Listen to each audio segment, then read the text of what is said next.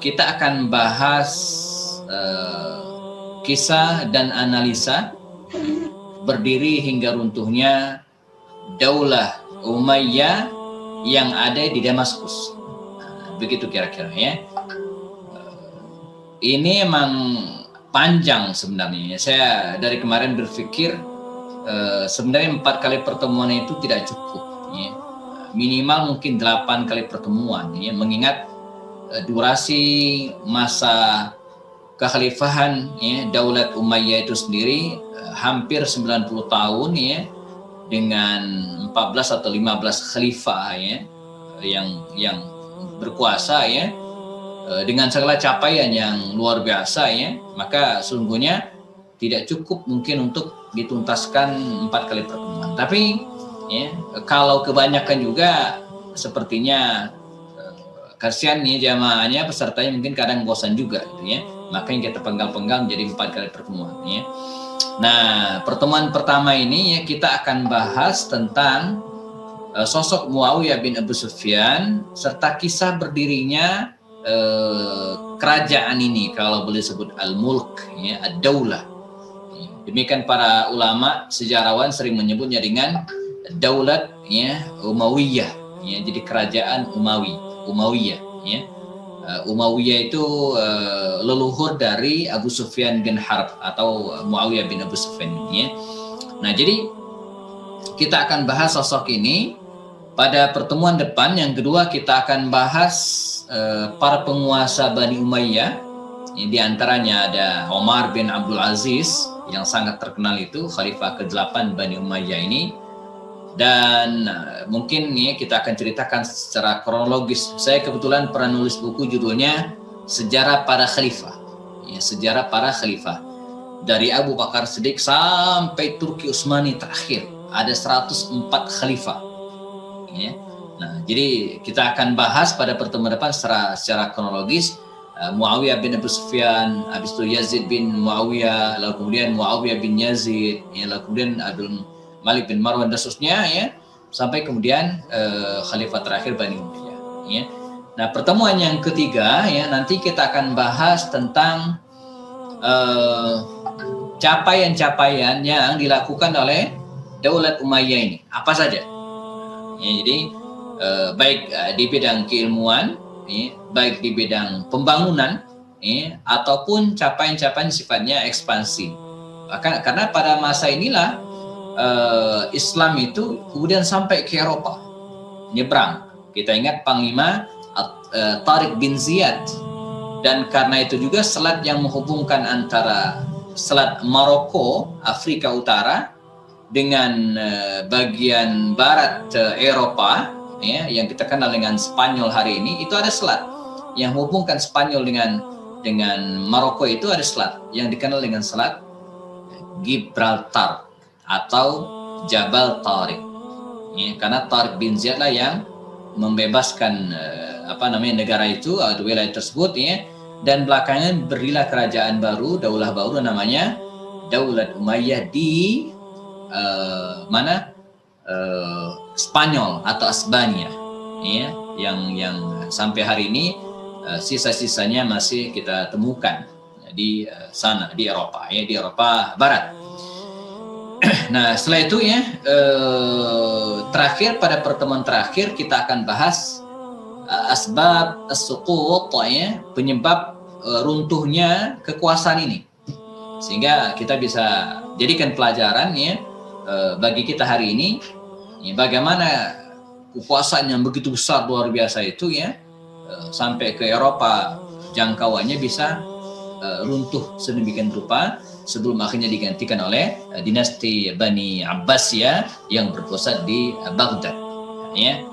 Jika pun memungkinkan nanti kita akan teruskan ke Daulat Abbasiyah yang ada di Baghdad ya, dan ini mungkin yakin nih tidak mungkin 4 kali pertemuan ya, karena masa rentang kekuasaannya 500 tahun. Jadi Abbasiyah itu 500 tahun. Jadi luar biasa ya. Mungkin nanti kita lihat kondisi apakah kita akan anjurkan atau kemudian saya kasih clue-cluenya saja, sisanya silakan belajar sendiri ya. Oke, baik. Kita akan bahas sosok Muawiyah bin Abu Sufyan ya. Terus terang ya, saya agak akrab dengan sosok ini. Dalam artian personally ya, saya suka dengan sirah An-Nabawiyah di satu sisi ya. Nah, di sisi lain ini adalah tesis saya. Jadi di program pasca sarjana dulu saya sempat 2 kali kuliah pasca sarjana S2. Pertama jurusan pemikiran politik Islam, kemudian yang kedua adalah manajemen pendidikan Islam ya. Nah, pada jurusan pemikiran politik Islam waktu itu saya ngajukan 2 judul tesis ya. Pertama pemikiran politik Muawiyah bin Abu Sufyan, kemudian yang kedua adalah konsep pemikiran Yusuf Al-Qaradawi ya. Dua tema ini saya ajukan, dan yang diterima ternyata adalah tema ini ya, pemikiran politik Muawiyah bin Abu Sufyan. Adapun buku tentang Yusuf Al-Qaradawi pun akhirnya tidak diterima karena memang harus satu tesisnya, dan akhirnya karena bahan sudah banyak saya jadikan buku. Maka terbitlah buku judulnya Fatwa Kontroversial Yusuf Al-Qaradawi. Sudah lama terbit, 2000 berapa ya, dan sudah banyak beredar, ada hampir ya, sekitar 700 halaman tebalnya ya. Jadi mirip-mirip dengan buku yang baru terbit ya, buku yang baru terbit ini. Nah, ini juga 750 halaman. Ada Fatwa Yusuf Al-Qaradawi, coba bisa diambilkan. Nah, ini ya, ini jadi bukunya ya, terbit. Nah, sedangkan buku Muawiyah ada nggak di situ? Muawiyah bin Abu Sufyan mesti tadi saya siapkan supaya nggak kemana-mana. Ini tesis. Jadi ini adalah tesis saya ketika menggarap program pasca sarjana dulu, sehingga saya agak familiar nih dengan tokoh ini, Muawiyah bin Abu Sufyan ini ya, tentang siapa dia ya, lalu kemudian bagaimana sejarah hidupnya, bahkan termasuk di masa jahiliyah seperti apa, kemudian apa lagi ya, saya lagi nyari bukunya di mana ya, saya sudah terbitkan ya, Muawiyah bin Abu Sufyan. Oke, nanti coba saya share di grup ya. Nah, termasuk juga alasan-alasan ya, atau kisah bagaimana dia menjadi penguasa di daerah Damaskus, mulai jadi gubernur ya, sampai kemudian jadi khalifah. Dan lebih dari itu sesungguhnya kita berlimpah bahan ya. Dr. Ali Muhammad As-Salabi sendiri pun menulis buku ini ya. Buku apa? Muawiyah bin Abu Sufyan. Ini yang saya pegang versi terjemah. Versi Arabnya kayaknya mesti dicari-cari di sela-sela buku ya. Ini karena tebal gede. Jadi ini versi terjemah yang saya pegang. Muawiyah bin Abu Sufyan ya, prestasi gemilang selama 20 tahun sebagai gubernur dan 20 tahun sebagai khalifah. Buku ini juga bisa jadikan sebagai referensi. Ini bisa 2 kilo nih ya beratnya. Jadi 1036 halaman. Ini luar biasa ya. Dr. Ali Muhammad As-Salabi ini seorang ilmuwan asal Suriah yang sangat-sangat produktif. Saya punya banyak koleksi buku-buku tentang beliau ya. Ini buku karya tentang beliau semua ya, Dr. Ali Muhammad As-Salabi.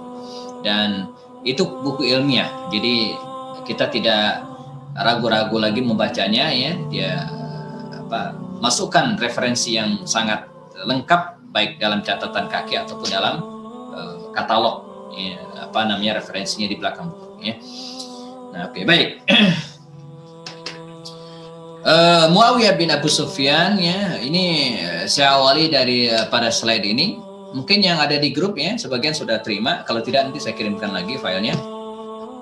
Menguak sang kontroversi ya. Jadi tadi Ustadz Ahmad Saifillah mengatakan ini sosok kontroversial ya.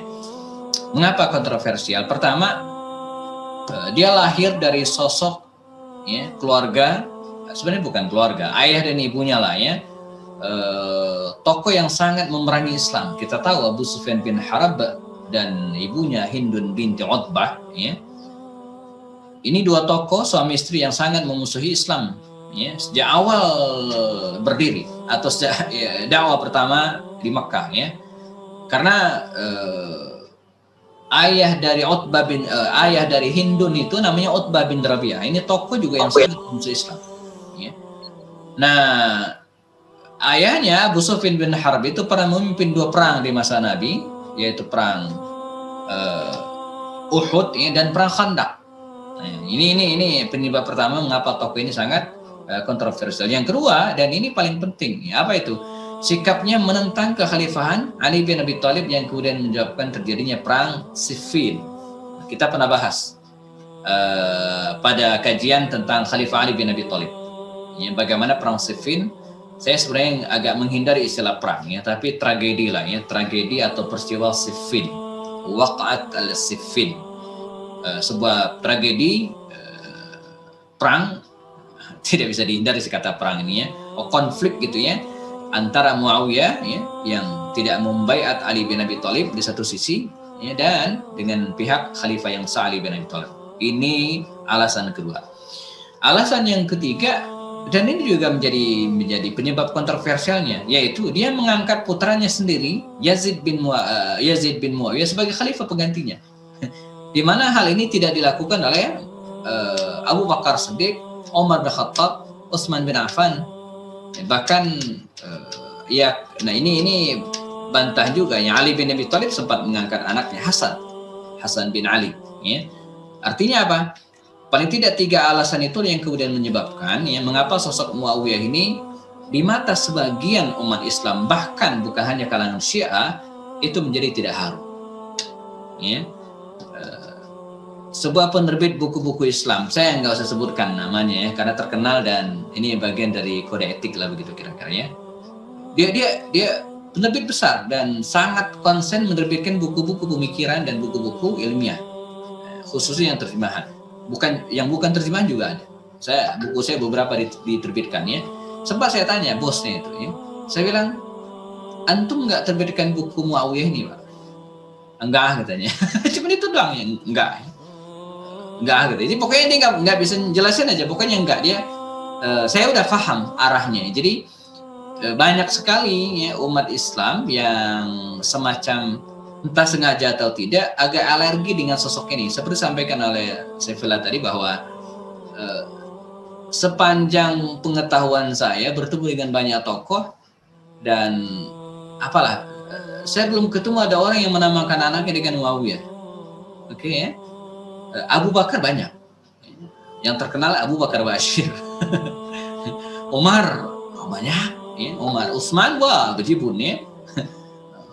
Kemudian Ali apalagi ya. Tapi Muawiyah belum ketemu saya. Mungkin ada, saya yakin ada, tapi saya belum ketemu aja. Ada, saya yakin, tapi belum ketemu ya. Artinya apa? Sekedar menyebutkan nama dan menamakan nama tersebut untuk anaknya saja, kaum muslimin itu menghindar. Bahkan saya nggak kepikir aja gitu ya dari dulu untuk menamakan anak yang namanya Muawiyah, yang nggak kepikir. Ya, ada teman saya yang menamakan anak-anaknya itu dengan nama-nama sahabat Nabi. Ya. Anak yang tertua namanya Khalid, yang kedua namanya Salman, yang ketiga namanya Abdurrahman, yang keempat saya lupa saya ingat yang 3 itu ya. Ada satu anak yang perempuan yang meninggal ya. Itu nama-nama sahabat Nabi. Saya sempat godain. Keren saya bilang ya, nama-nama sahabat Nabi. Saya aja yang suka sirat nabawiyah nggak kepikir menamakan anak-anak dengan nama-nama sahabat Nabi. Dia kepikir gitu ya. Artinya anak yang pertama itu Khalid, maka kita panggil dengan Abu Khalid, bapaknya Khalid. Disingkat dengan Abkhal, tersinggung dia ya. Karena Abkhal itu dalam bahasa Arab artinya orang yang paling pelit. Bakhil kan? Jangan disingkat katanya. Nama saya itu Abu Khalid, bukan Abkhal. Kalau Abkhal itu orang yang pelit gitu ya, orang yang paling pelit. Anak yang kedua udah gede juga Salman, yang ketiga Abdurrahman ya, dipanggil dengan AR. Nah yang keempat saya lupa namanya. Itu nama-nama sahabat. Bisa sempat tanyakan ya. Coba nama Muawiyah bin Abi Sufyan, dia nyengir aja gitu ya. Dan sebagai tahun sampai sekarang belum ya. Nah ini nama ini agak apa ya? Bukan hanya di kalangan masyarakat awam. Kalau teman-teman baca bukunya, ini boleh disebut karena ilmiah dan cari ya. Sejarah peradaban Islam atau sejarah kebudayaan Islam itu tingkat sanawiyah kalau tidak salah ya, tingkat sanawiyah dan menceritakan tentang sejarah berdirinya Daulat Umayyah ini, itu nama Muawiyah itu jelek, gak bagus. Disebut curang, ya, licik, ya, kemudian musang berbulu domba, julukan-julukan yang tidak pantas. Sepertinya, tapi saya harus cek lagi ya. Buya Hamka pun ya, sepertinya menyebutkan apa ya, kata atau sosok Muawiyah ini juga tidak begitu bagus gitu ya. Saya belum sempat cek. Jadi dia sebut, saya sempat stabiloin ya, tandain gitu ya.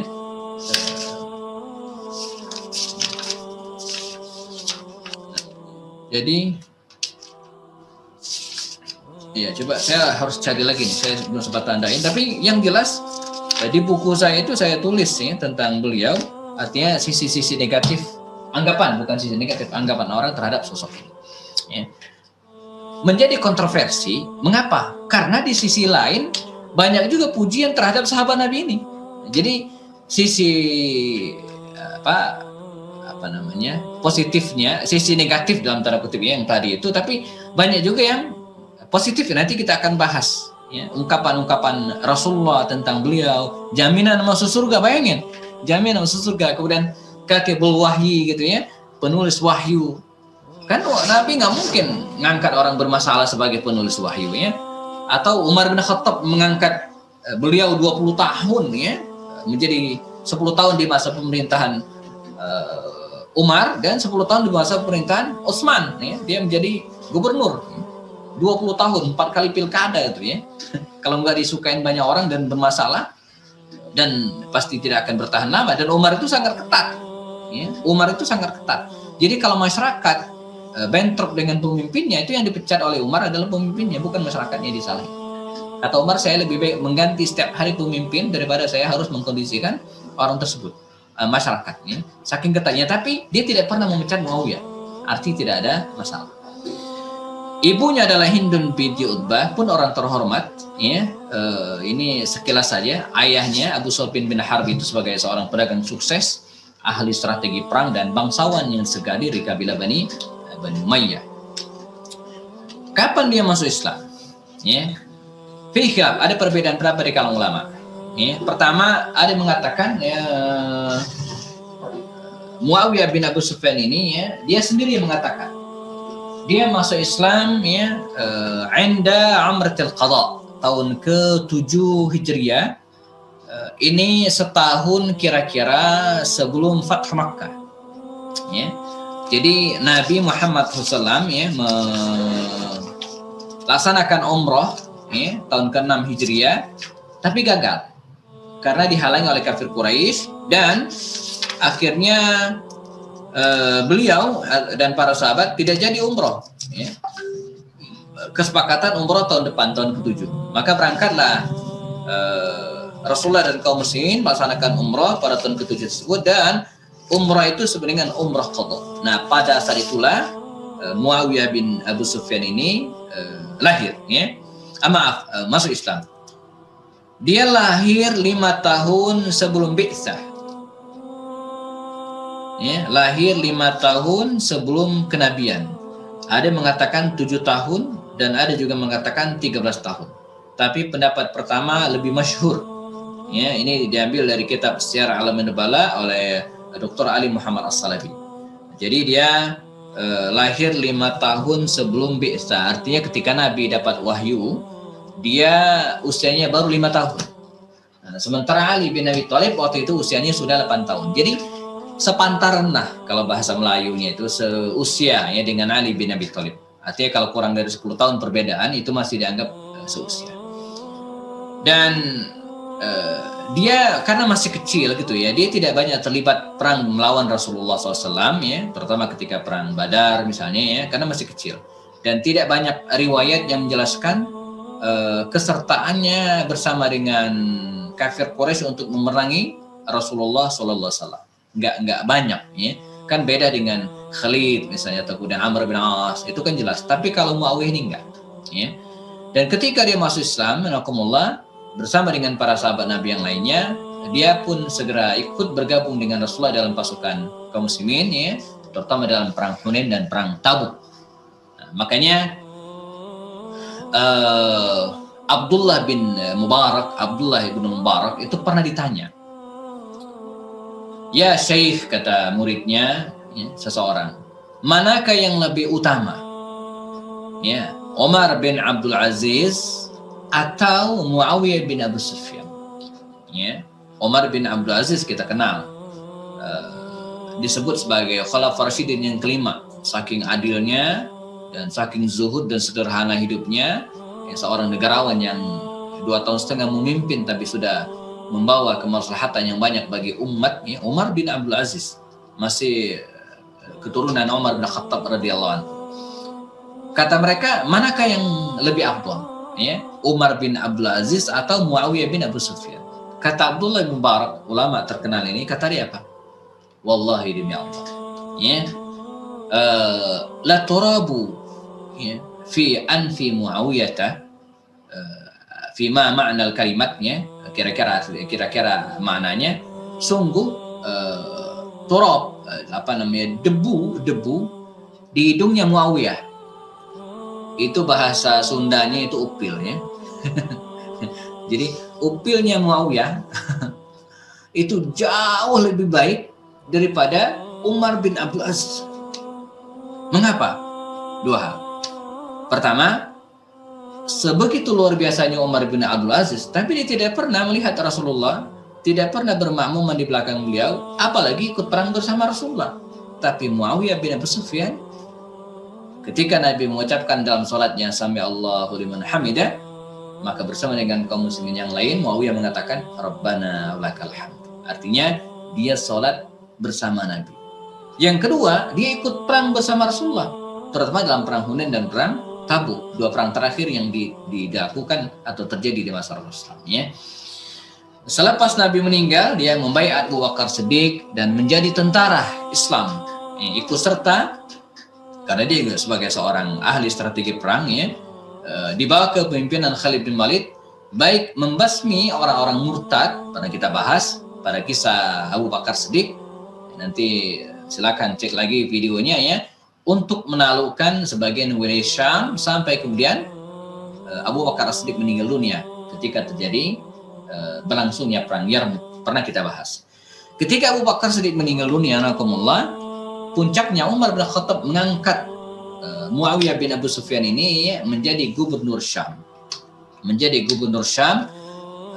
Sebagai tambahan, Syam waktu itu adalah wilayah paling luas, ya, dalam kekuasaan Islam. Hari ini wilayah Syam itu meliputi 4 negara. Negara Palestina, kemudian yang kedua adalah negara Yordania, lalu negara Lebanon dan negara Suria. 4 negara. Dulu satu kegubernuran, satu provinsi. Nah, gubernurnya adalah Muawiyah bin Abi Sufyan. Berapa lama? Hampir 10 tahun atau 9 tahun lebih dikit lah. Dia menjadi gubernur Syam dan tidak pernah dipecat oleh Umar. Padahal di tempat lain seperti Basra, Kufa atau kemudian Bahrain itu berulang kali, ya, digonta-ganti aja tuh gubernurnya, pemimpin kepala daerah. Tapi dia nggak pernah tuh. Dari awal diangkat sampai Umar meninggal, Muawiyah itu tetap. Ya, artinya dia nggak ada masalah. Ya. Secara standar, pertama standar kesalehan, artinya Umar tidak mungkin mengangkat seorang sebagai kepala daerah kalau itu tukang mabok, tukang judi misalnya, tukang tipu, yang nggak mungkin. Yang Umar itu ketat sekali. Yang kedua, dari aspek proporsionalitas, ya, orang yang sangat profesional dalam bekerja. 2 cermin ini yang menjadi sorotan Umar, ya, ketika dia mengangkat seseorang menjadi khalifah. Pertama, kesalehannya, jangan melanggar syariat, melanggar pecat. Yang kedua, ya, profesional. Walaupun dia soleh, tapi kalau nggak profesional, dia dipecat oleh Umar. Nah, ada beberapa sahabat Nabi yang dianggap tidak profesional, maka diberhentikan walaupun dia soleh. Nah, Muawiyah ini enggak, tetap dipertahankan. Ada kejadian nggak lucu sih, maksud saya unik, ya. Suatu saat Umar datang nih ke Muawiyah, saya ceritakan dalam buku saya. Dia datang ke Syam, disambut oleh Muawiyah bin Abu Sufyan ini, ya, dengan kalau bahasa kita hari ini ya, kendaraan mewah ya. Kalau dulu kan kuda yang besar, tinggi, gede ya, dengan pakaian juga mewah. Begitu Umar melihat kondisi Muawiyah itu, dia menghindar, tidak mau ketemu Muawiyah. Kata Amr bin As, atau ada mengatakan Abu Musa al-Asy'ari, ya Umar, ya Khalifah, itu gubernur Syam, Muawiyah bin Abi Sufyan, pengen ketemu dia. Kata Umar, selagi dia berpakaian mentereng, mewah seperti itu, saya tidak akan menemui dia, kata Umar bin Khattab. Maka turunlah Muawiyah bin Abi Sufyan ini ya, terengah-engah. Dia mengejar Umar bin Khattab. Kita tahu badannya Muawiyah itu kan gendut gitu ya. Gendut, apa namanya? Iya ya, gemuk ya, dia mengejar Umar dan akhirnya Umar berhenti. Kata Umar, saya sebenarnya tidak ingin menemuimu, kata Umar bin Khattab, dengan pakaian mewah seperti ini.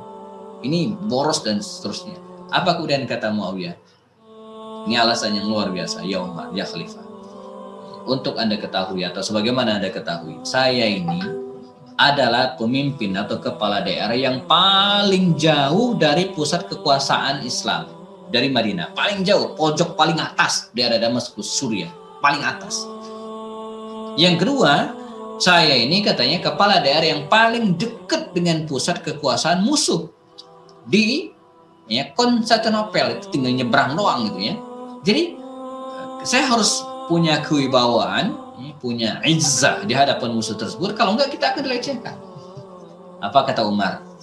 Ya, kalau bahasa Betawinya itu ya, bahasa Betawinya, terserah lu deh katanya ya, gara-gara begitu ya. Jadi terserah, saya tidak melarangmu, kata Umar, dan tidak juga menyuruhmu. Dan tetap dipertahankan oleh Umar bin Khattab ya.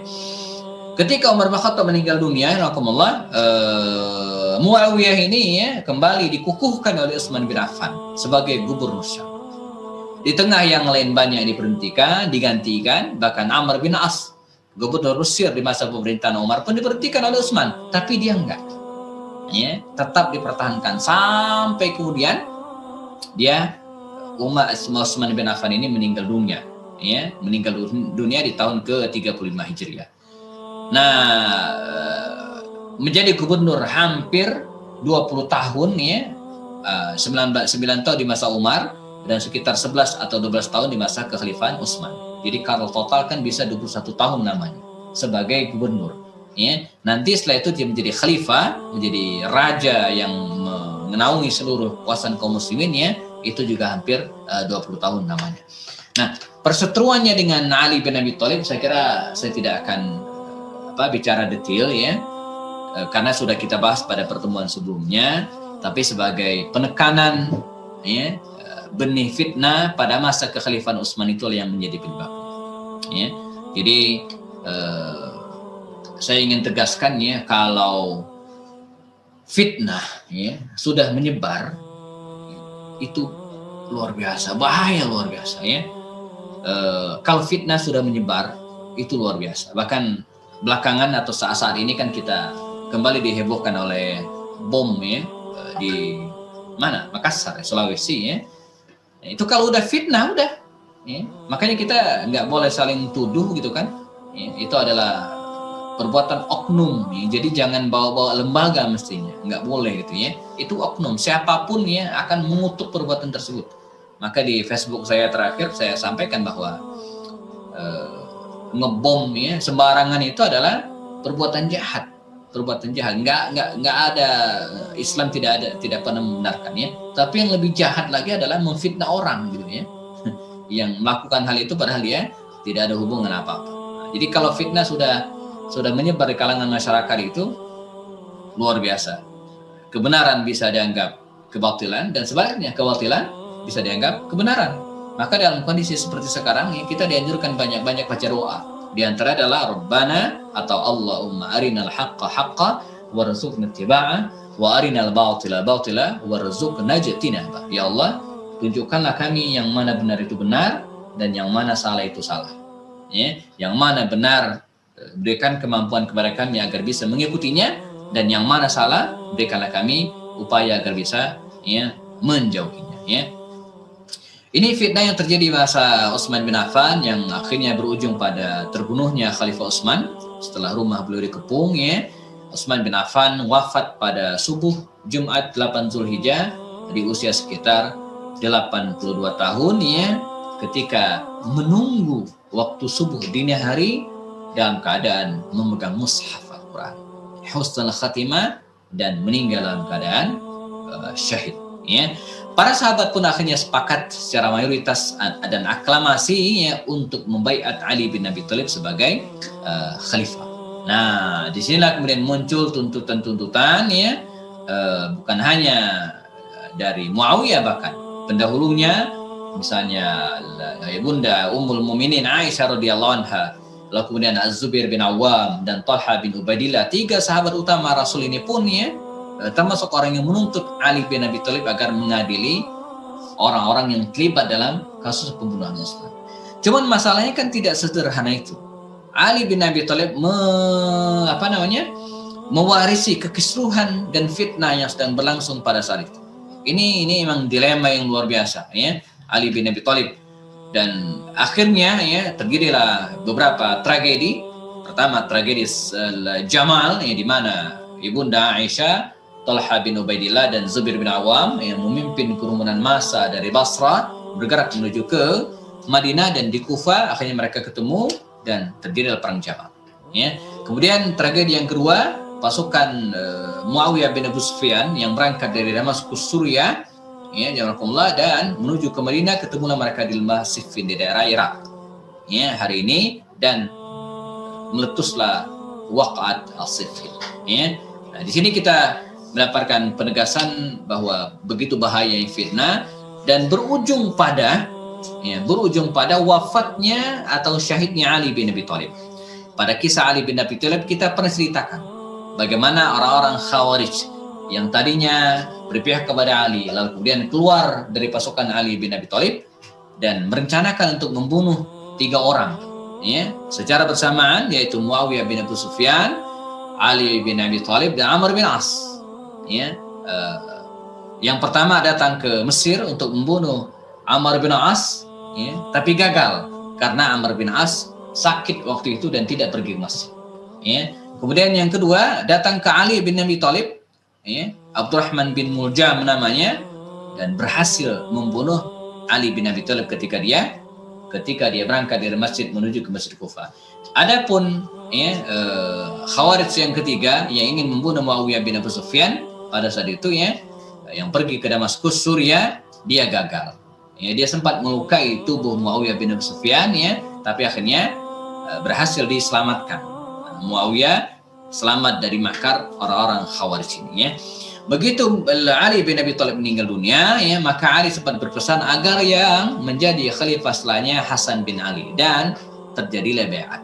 Namun karena kondisi terus tidak stabil, ini jalan yang sangat baik yang sudah diprediksi oleh Nabi sebelumnya, Hasan bin Ali radhiyallahu anhuma ini akhirnya meletakkan jabatannya dan memberikan kekhalifahan secara legal, secara resmi kepada Muawiyah bin Abu Sufyan.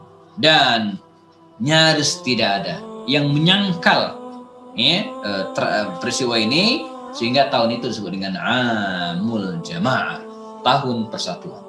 Dan Nabi juga pernah menyebutkan bahwa cucu saya ini, kata Rasul, akan menyatukan 2 umat yang sedang bertikai, atau 2 fi'ah, 2 kelompok yang sedang bertikai, yaitu kelompoknya Ali bin Abi Thalib yang sah khalifah, kemudian dengan Muawiyah bin Sufyan. Ya, maka resmilah, lalu kemudian clear ya, hampir semua para sahabat menyetujui dan tidak ada masalah. Maka mulailah Muawiyah bin Abi Sufyan ini ya membangun daulah ya, yang kemudian dipindahkan ke Damaskus ya, dan nyaris tanpa harap. Kalaupun ada, dia bisa menyelesaikan dengan sangat indah, memadukan kemampuan militernya dan kemampuan politiknya. Bahkan pada masa inilah kemudian dia melakukan ekspansi besar-besaran, dan Buya Hamka sendiri ya, dalam kitabnya Sejarah Umat Islam sendiri menyebutkan bahwa Muawiyah bin Abu Sufyan itu ya pernah ya 2 kali mengirimkan utusan ke Indonesia. Ya, ada nggak di sini? Ini saya bacakan ya. Janganlah ragu bahwa ke-35 buah kapal itu adalah Arab. Meskipun dalam catatan Ferran yang disalin Profesor Skrik, dia disebut kapal Persia. Karena pada tahun 707 Masehi, 717 Masehi, kekuasaan Arab lah, atau lebih tepat kekuasaan Islam yang telah meliputi tanah Iran. Zaman itu ialah masa pemerintahan Khalifah Bani Umayyah. Bukan ini sih. Mana ya? Sebentar. Ini udah lipatkan saya, tapi ternyata bukan ya. Jadi intinya sudah saya lipatin ya. Muawiyah bin Abu Sufyan ini pernah mengirimkan dua kali utusan ya, dan sampai ke Nusantara. Jadi perluasan demi rupa. Dan karena itu dialah ya, pemimpin Islam yang pertama kali menggagas angkatan laut bersenjata, dan disebutkan oleh Rasulullah. Nanti kita akan lihat hadis-hadisnya ya. Dia terus memerintah ya, nanti prestasi coba kita akan lihat ya, kita pisahkan filenya, sampai kemudian beliau wafat di tahun 60 Hijriah. Mulai memerintah tahun 41 sampai 60 Hijriah. Jadi berapa tahun itu? Hampir 20 tahun, 19 tahun. Dan ya, dia pun mewariskan kekuasaan kepada keturunannya. Nah, ini masalahnya ya. Baik. Kita teruskan ya. Di belakang nanti slide terakhir nanti ada beberapa analisa tentang sosok Muawiyah. Kita harus lihat jam juga ini ya. Jangan sampai kemalaman ya. Dia wafat dan mewariskan ya sistem kerajaan. Ya. Jadi kalau pada 4 khalifah sebelumnya, Abu Bakar, Umar, Utsman dan Ali, itu sistemnya bukan sistem monarki gitu ya. Karena begitu Nabi wafat, yang menjadi khalifah adalah Abu Bakar, dan itu tidak ada hubungan. Rasulullah dari kabilah Bani Hashim, Abu Bakar dari kabilah Bani Taimi, nggak ada hubungan darah. Ya. Abu Bakar wafat digantikan Umar, nggak ada hubungan. Umar itu bukan siapa-siapanya Abu Bakar, karena keduanya berbeda suku. Abu Bakar kabilah Bani Taimi, Umar dari kabilah Bani Adi, nggak ada hubungan. Umar meninggal digantikan Utsman pun nggak ada hubungan. Ya, karena Utsman itu dari kabilah Bani Umayyah yang saudara dengan Muawiyah bin Abu Sufyan ini. Nah, Ali pun dari kabilah Bani Hashim. Nah, tetapi Muawiyah tidak, dia mengubah ya sistem yang tadi itu dengan kerajaan. Ya, karena sejak itu ketika dia meninggal digantikan oleh anaknya, ketika anaknya meninggal digantikan oleh anaknya lagi, Muawiyah bin Yazid bin Muawiyah, dan seterusnya. Semuanya tidak keluar dari jalur nasab Umayyah, dari kabilah Bani Umayyah. Makanya daulat disebut dengan daulat Umayyah. Nah, pertanyaannya adalah apakah itu salah? Ya. Apakah sistem kerajaan yang tadi itu terlarang? Ya. Jawabannya dua. Pertama, tidak ada aturan baku dalam pergantian pemimpin dalam syariat Islam. Ya. Buktinya dalam bentangan sejarah kita ketemu dengan Nabi Daud, Nabi Sulaiman, dan kerajaan-kerajaan yang lainnya yang sistem kerajaan. Dan Allah menyebut Daud itu raja, Sulaiman itu al-malik gitu ya. Jadi tidak ada yang salah dalam sistem kerajaan itu. Tidak. Bahkan hari ini saya kira beberapa negara masih menggunakan sistem kerajaan. Arab Saudi, mana lagi, Belanda ya, kemudian Inggris ya. Juga beberapa negara yang lain, Brunei, nggak tahu Brunei apa kabar ya. Jadi kan boleh ya. Di Nusantara ini, Nusantara Indonesia dulu itu sistem kerajaan. Jadi itu suatu hal yang biasa. Dan dalam Islam nggak ada hadis yang melarang, itu nggak ada. Kan yang penting ya raja itu kan adil gitu. Itu aja itu. Pilih mana, raja yang adil atau presiden yang zalim gitu ya. Kan bukan sistemnya, yang sistem pemilihannya itu yang penting, tapi bagaimana setelah itu terwujud kesejahteraan dan kemakmuran serta keadilan dalam sebuah tatanan masyarakat ya.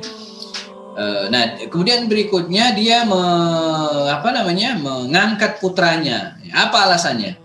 Saya kutipkan dari buku Dr. Ali Muhammad As-Salabi ya, bahwa ada 3 alasan Muawiyah bin Abu Sufyan ini mengangkat putranya Yazid. Pertama, ini istihad dia. Kita boleh setuju atau enggak? Namanya juga istihad. Untuk menjaga keutuhan umat. Ya. Dia khawatir kalau tampuk kepemimpinan dilepas, maka akan terjadi kekisruhan. Ya. Jadi dia sudah membangun kekuasaan Islam, peradaban Islam begitu rupa. Nah dia khawatir kalau dia meninggal dunia, lalu di free, bebas gitu kan, artinya siapapun bisa jadi khalifah dan terjadilah mekanisme yang entah bagaimana. Nah dia khawatir keutuhan Islam akan tercabik-cabik lagi dan akan terberai lagi, dan maka dia beristihad ya supaya orang nggak berantem gitu ya, maka anaknya yang jadi khalifah. Ini istihad dia. Ya bisa benar bisa salah, namanya juga istihad. Kita tidak bisa membuktikan emang, ya karena emang ya nggak bisa orang dia nggak milih itu. Artinya kalau dilepaskan apakah pasti juga tercerai berai umat Islam, kan belum tentu juga, tapi nggak bisa dibuktikan.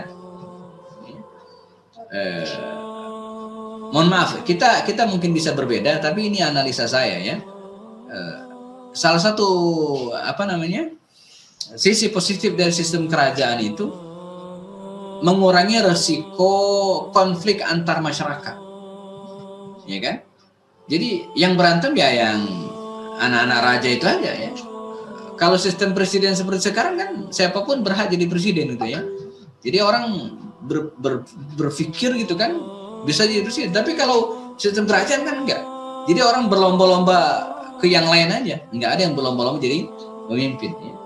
Itu sisi positifnya ya. Jadi dan biaya pergantian pemimpin juga nggak akan mahal, nggak akan sampai triliunan. Ya, karena setelah itu akan digantikan oleh anak atau cucu atau saudaranya ya.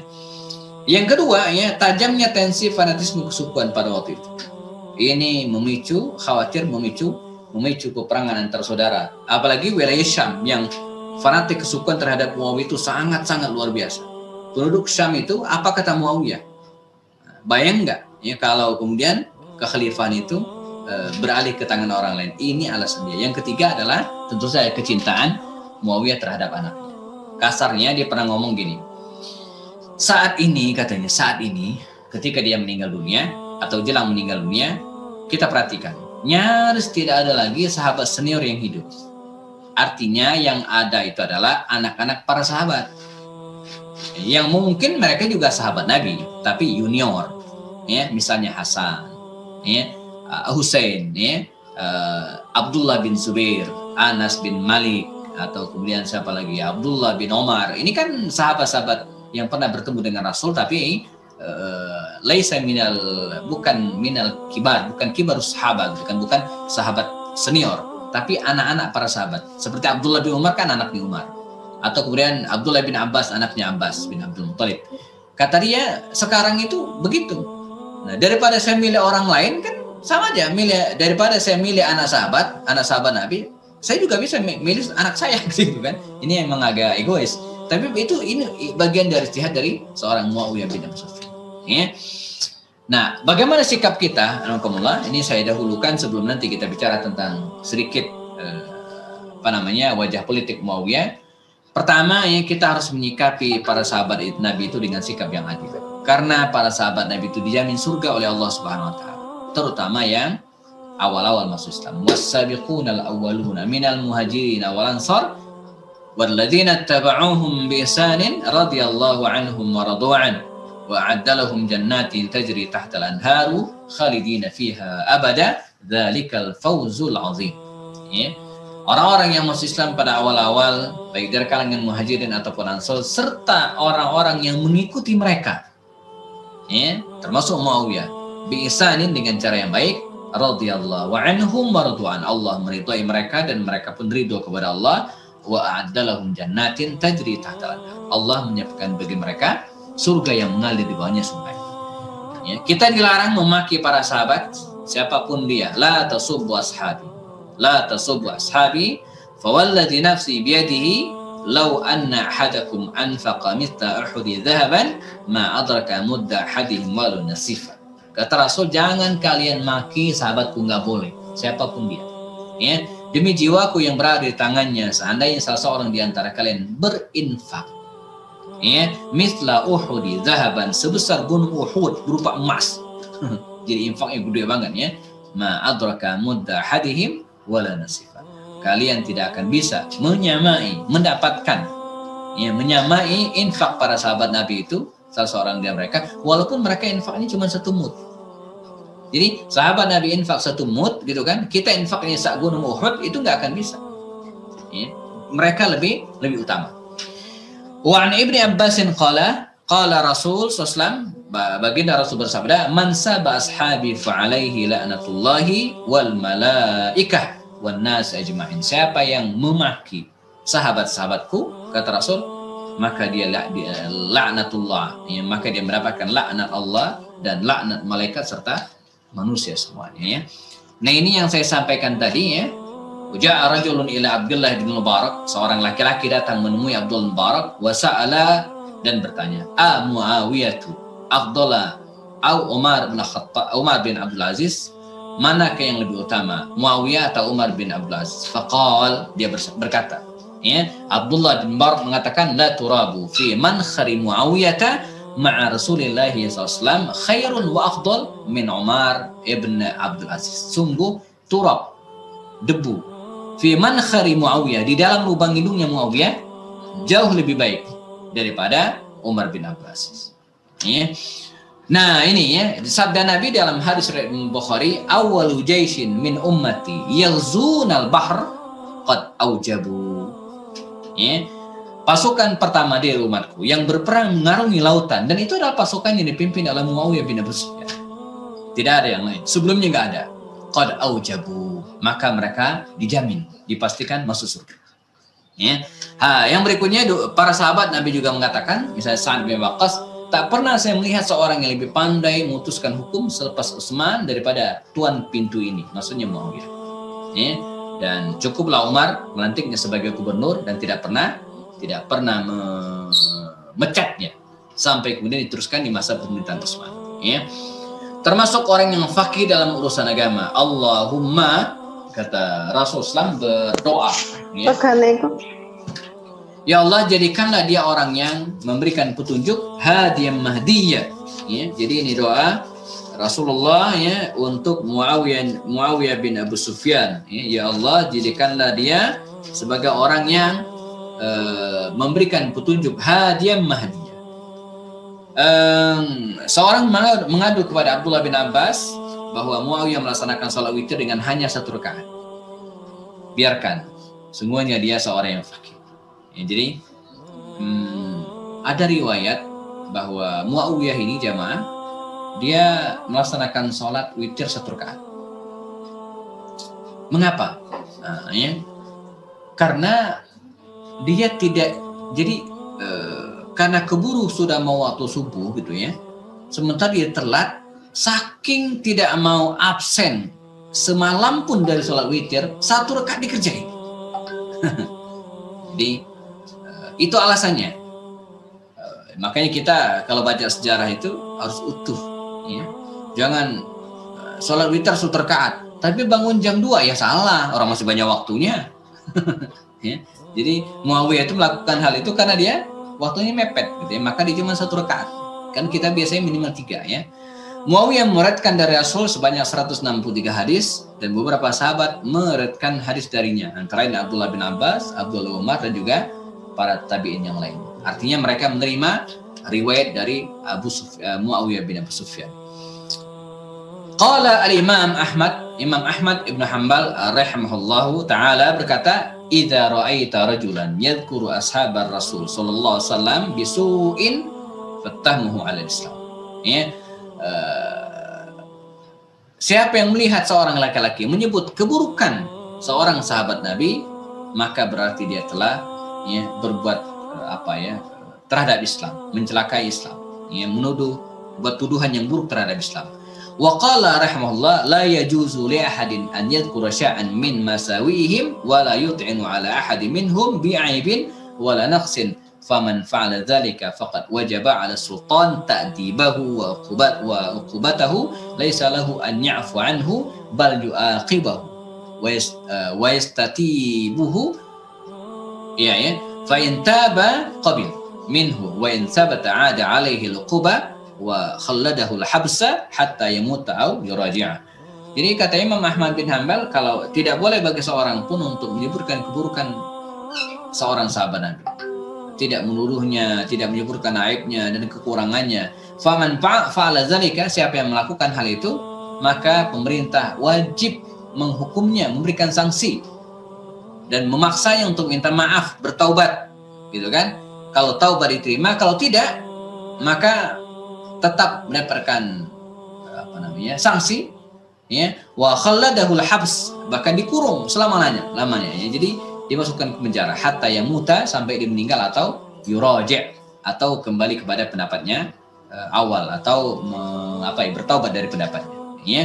Jadi wa qala at-Tahawi, Imam at-Tahawi mengatakan, wa nuhibbu ashaba Rasulillah sallallahu alaihi wasallam wa nufritu fi hubbi ahad minhum wa la tabarra' min ahad minhum wa nubghidu man yubghiduhum bi ghairil haqqi yadhkuruhum wa la nadhkuruhum illa bi khair wa hubbuhum dinun wa imanun wa ihsan wa bughduhum kufrun wa nifaqun wa tughyan.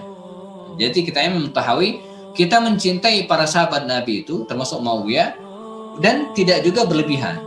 Jadi tidak berlebihan dalam mencintai salah seorang di antara mereka. Jadi mencintai ya, tapi tidak sampai lebih dari itu, sebagaimana lakukan orang-orang Syiah terhadap Ali bin Abi Thalib.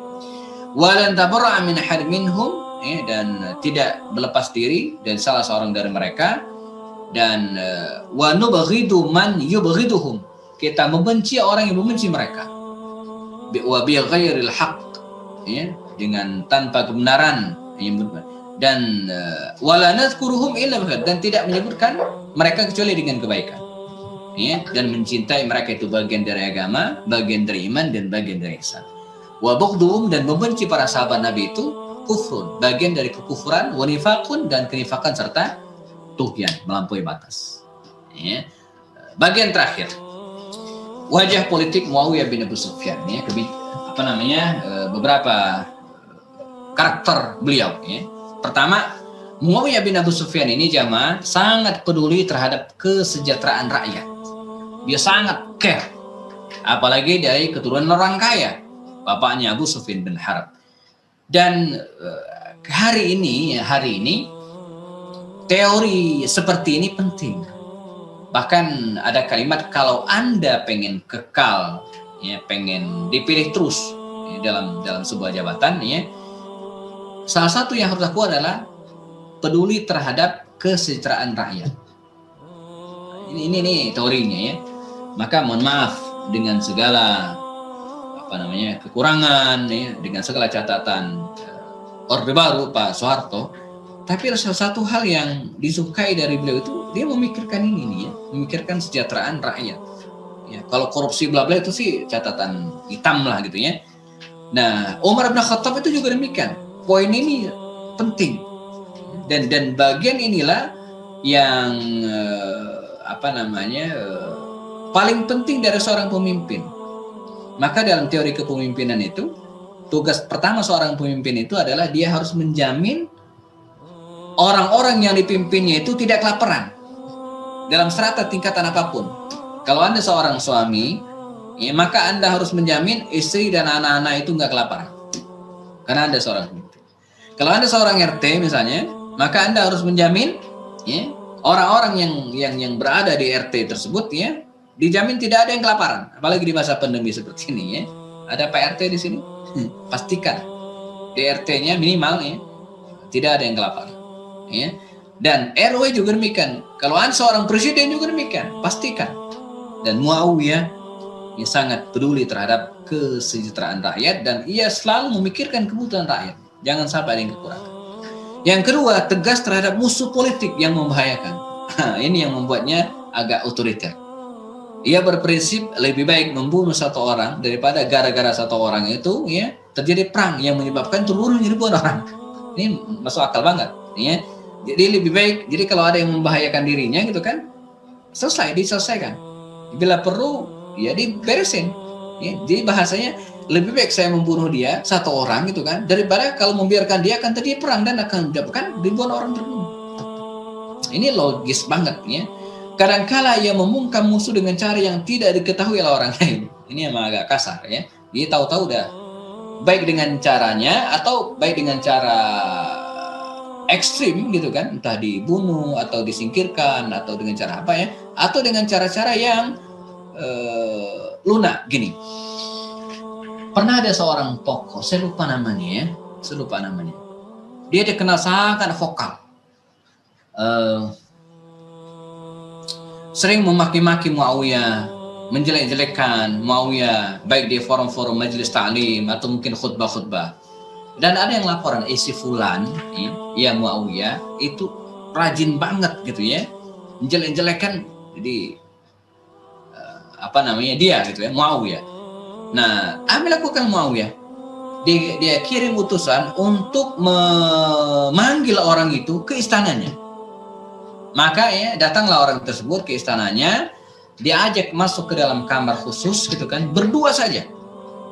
Nah, periwayat hadis itu menjelaskan, lalu Muawiyah bin Abu Sufyan mengajak orang tersebut ke kamarnya, kamar pribadi, hanya mereka berdua, tidak ada siapa-siapa. Dan kata periwayat hadis itu, saya nggak tahu mereka ngomongin apa. Yang jelas begitu keluar dari kamar tersebut, Muawiyah bin Abu Sufyan dan orang ini yang selama ini memaki-makinya itu jabatan tangan, berpelukan, ketawa, bubar, selesai. Dan sejak saat itu tidak ada satupun kata makin terhadap Muawiyah bin Abu Sufyan. Jadi nggak tahu Muawiyah ngomong apa gitu ya. Jadi dirangkul, orang yang memusuhi itu dirangkul dan diajak bicara, maunya apa gitu kan. Maka pernah saya tulis di majalah saya dulu ketika masih aktif sebagai wartawan, menghadapi orang yang kita tuduh sebagai teroris bla bla itu ya, ajak aja panggil. Dia pengen apa? Jangan-jangan dia nggak punya kerjaan, kita kasih kerjaan. Dia pengen menegakkan syariat Islam, ayo. Gimana caranya kita ngobrol? Ya. Atau jangan-jangan dia pengen mendirikan pesantren, kita bikinin gitu ya. Daripada ngeracokin. Jadi nggak asal door di tempat gitu kan, dan tidak menyelesaikan masalah. Malah teman-temannya semakin panas dan akan menjadi bumerang tersendiri bagi pemerintah, ya. Nah, dia tidak. Selalu ya menghindari risiko yang bisa mengancam dirinya. Ini penting. Jadi dia tidak mau gambling. Jadi kalau menurut dia akan membahayakan, ya nggak usah. Ya. Termasuk ketika dia pernah ditantang oleh Ali bin Abi Thalib untuk duel 1 lawan 1 dan bisa memperkirakan dia akan kalah, dia nggak mau. Orang jelas kalah kok. Apain gitu ya? Dia nggak mau berisiko gitu ya. Walaupun ini semi tidak gentleman gitu ya, tapi dia nggak mau. Orang ngapain gitu kan, orang udah jelas kalah ya, dia tidak akan mungkin melawan kekuatan fisik Ali bin Abi Thalib yang terkenal itu, maka dia nggak mau ya. Selalu menjaga kesehatan dan fisiknya, sehingga walaupun badannya besar, tinggi, gendut gitu ya, tapi dia sehat ya, sampai kemudian meninggal dunia pada usia yang di atas 80 tahun. Kemudian sentralisasi kekuasaan dan tidak membiarkan sebuah wilayah pun dalam bahaya. Ini kekuatan yang luar biasa. Leadership Muawiyah itu sangat-sangat luar biasa ya. Maka dalam kekuasaannya, wilayah Mesir yang besar itu dan wilayah Hijaz, Makkah dan Madinah tetap berada dalam pemantauan yang sangat ketat. Ya, jangan sampai dua wilayah ini melepaskan diri. Ya. Kemudian yang berikutnya punya visi dan misi yang jelas. Ya, dari awal dia sudah punya visi ya, target untuk menegakkan daulah Islamiyah dan kemudian mulai menggerogoti, menghancurkan Romawi. Fokus pada pemberdayaan etnis Arab, ini yang membedakannya dengan Daulat Abbasiyah. Kalau Abbasiyah itu dia agak cair, juga banyak merekrut orang-orang non-Arab. Tapi kalau pemerintahan Muawiyah ini ya, banyak memaksimalkan orang-orang Arab, mampu menghemat kekuatan. Jadi dalam peperangan lebih banyak menggunakan otak daripada otot. Jadi dia tidak boros asal kirim pasukan ya. Kalau bisa diselesaikan oleh 1-2 orang, maka dikirim 1 orang. Ngapain kirim banyak-banyak? Ya. Jadi dia bisa memanage negara dengan demikian rupa sampai kemudian bertahan ya sampai dia meninggal dunia di tahun 60 Hijriah. 9:15 menit. Kita ada waktu 15-20 menit untuk memperdalam tema ini. Alhamdulillah, silakan jika ada pertanyaan atau hal lainnya yang terkait dengan tema kita hari ini, saya serahkan kepada Ustaz Ahmad Sifillah untuk memimpin diskusi kita. Dari saya dicukupkan. Assalamualaikum warahmatullahi wabarakatuh. Waalaikumsalam warahmatullahi wabarakatuh. Alhamdulillah. Yang lain mau sambil ngopi silakan. Nah itu. Saatnya kita sesi sharing dan diskusi. Seperti biasa sudah tersedia room chat dari Zoom meeting dan juga bisa mengaktifkan audio untuk berinteraksi atau bertanya langsung pada Ustaz, dipersilakan.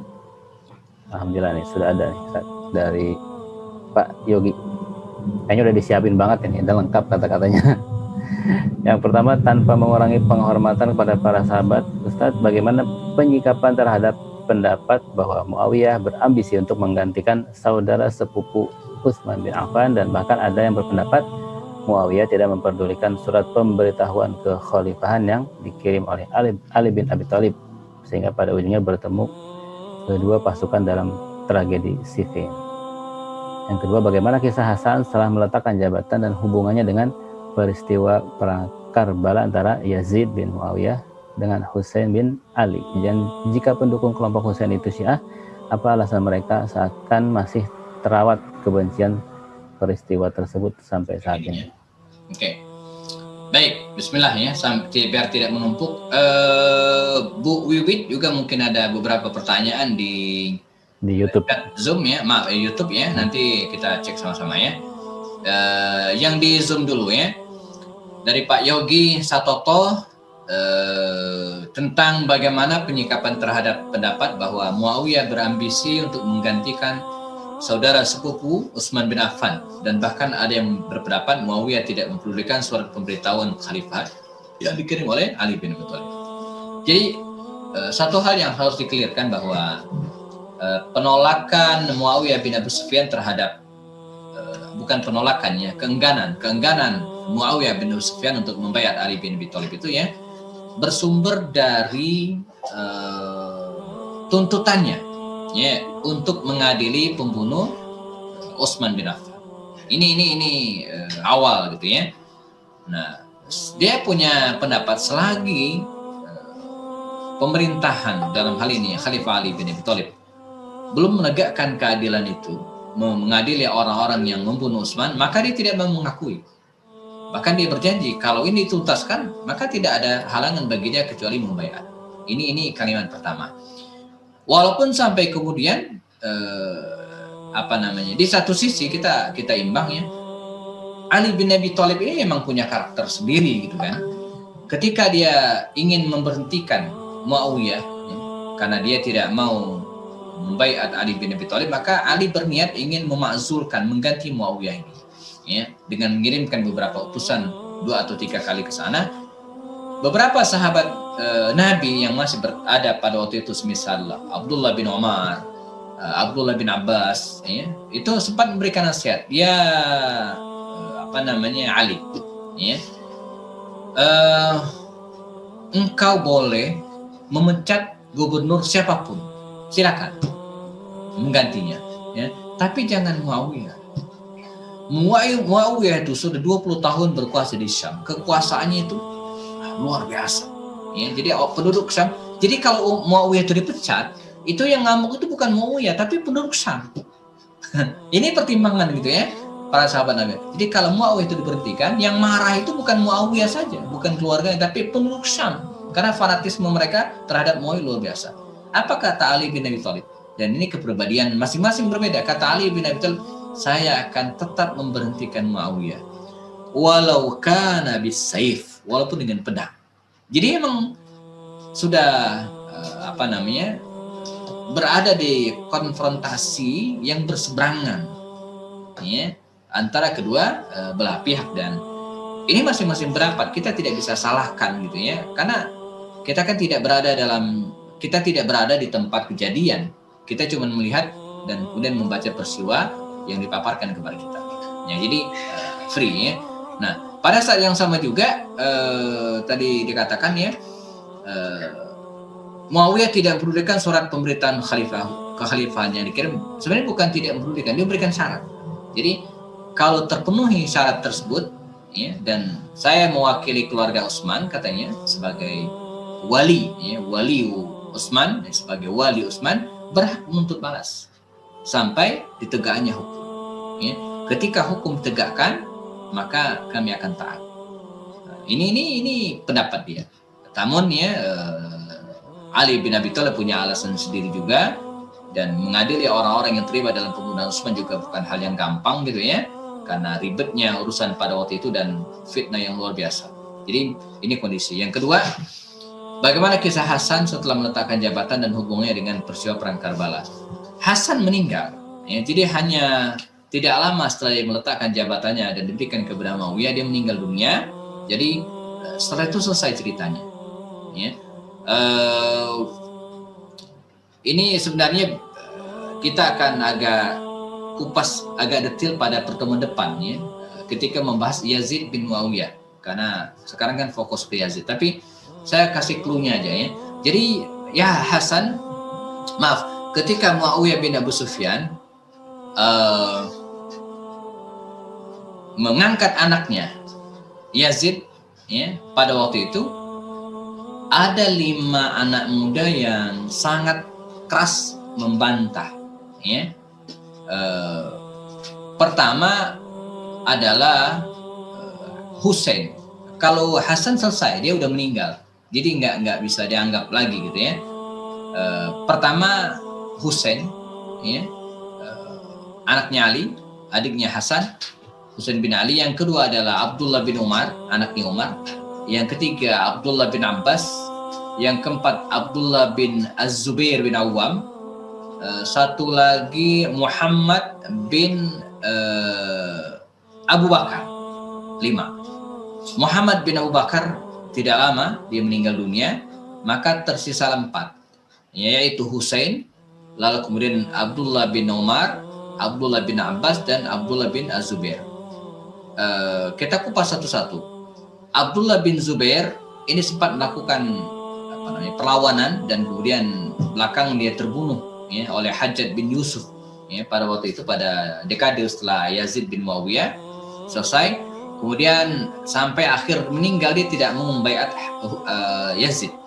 Kemudian yang kedua Abdullah bin Abbas ini mundur dari percaturan politik, kira-kira demikian, dia lebih banyak mendalami Al-Quran ya.